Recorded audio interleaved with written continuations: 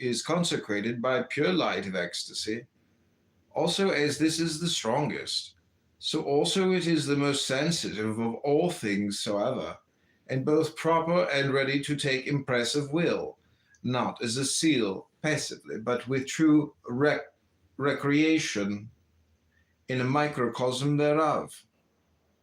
And this is a God alive and puissant to create, and he is a word of magic, wherein thou mayst read thyself with all thine history and all thy possibility. Also as to thine eagle, is not this chosen by nature herself by the way of attraction, without which harmony, aesthetic and magnetic, thy lion is silent and inert, even as Achilles before his rage in his tent.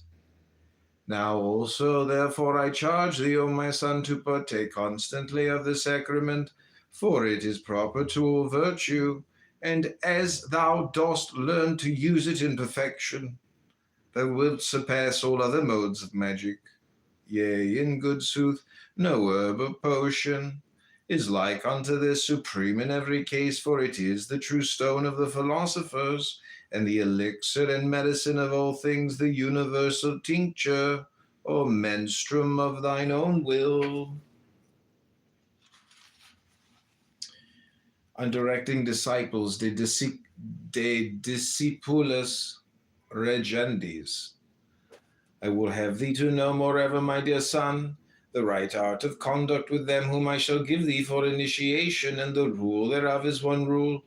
Do what thou wilt shall be the whole of the law. See thou constantly to it that this be not broken, especially in the section thereof. I dare say, sir, which readeth mind thine own business. This is of application equally to all, and the most dangerous man or woman as hath occurred, or I err, is the busybody.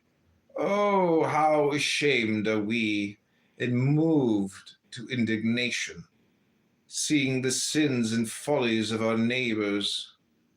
Of all the occasions of this grievance, the most common is the desire of sex unsatisfied.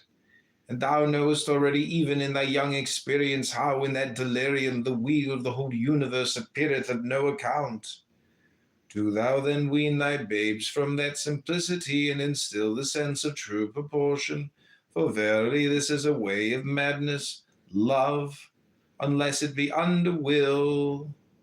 And the cure of this madness is not so good as its prevention, so that thou shouldst be beforehand with these children, showing them the right importance of love, how it should be a sacred right, exalted above personality, and a fire to enlighten and serve man, not to devour him. And certain diseases of disciples. De quibusdam morbis discipulorum. And thus, if any babe of thine be ill at ease, look closely first whether this love be not the root of his distemper. Watch also idleness. For whoso presseth eagerly forward in will heedeth little the affairs of his fellows. O my son, if every man doth his own will, there is no more to say. But the busybody nor mindeth his own business, nor leaveth others to mind theirs.